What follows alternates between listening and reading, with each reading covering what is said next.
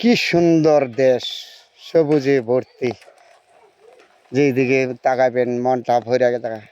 এগুলো হলো ধানের জমি, কৃষকদের ফসল। এত সুন্দর পরিবেশ, মনটা দেখা ভরে গেছে কেনা।